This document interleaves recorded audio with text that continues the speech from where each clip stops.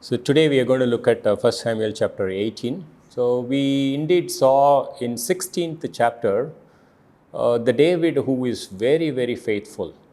And in the 17th chapter, we saw that the David who was very clever, very watchful and prepared David. So here in 18th chapter, we are going to see the prudent David. I will read this verse 18, verse 14. David was prospering in all his ways. The Lord was with him. 18 verse 15, Saul saw that David was prospering greatly. The word prospering in NASB Bible is not bringing up the meaning of the word properly or completely. But if you look at the Hebrew language, it says that the one who was prudent, the one who was operating with extreme discretion, and he knew what to do, when to do, how to do it. That kind of a person is what David in 1 Samuel chapter 18.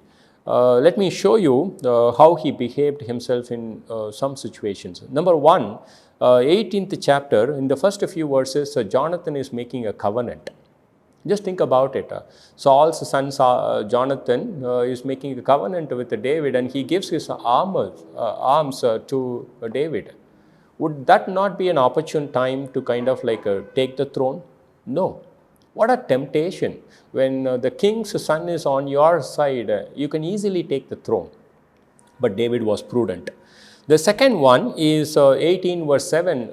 There are some women who is coming up with a song and they sing, Saul has slain thousands, but David tens and thousands.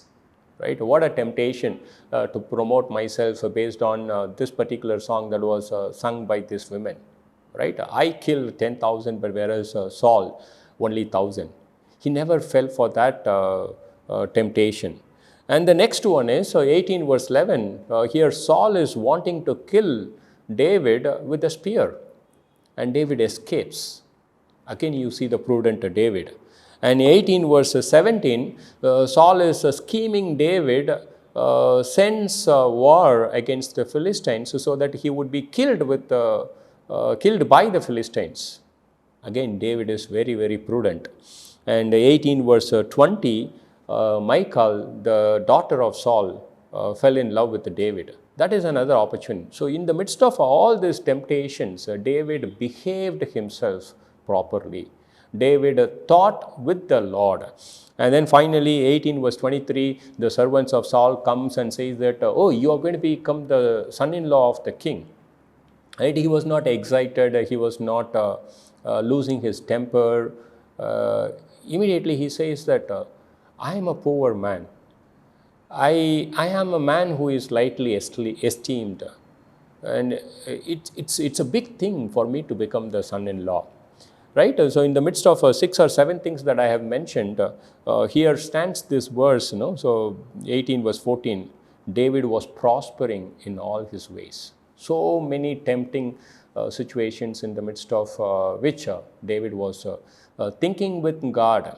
He was not, like Jesus said in Matthew chapter 4 verse 4, for him, he could have converted every single situation, which is basically a stone, into bread and lived by it. But what he did is, he lived by the word of God. That's a great lesson that we can learn from David from 1 Samuel chapter 18. Thank you so much.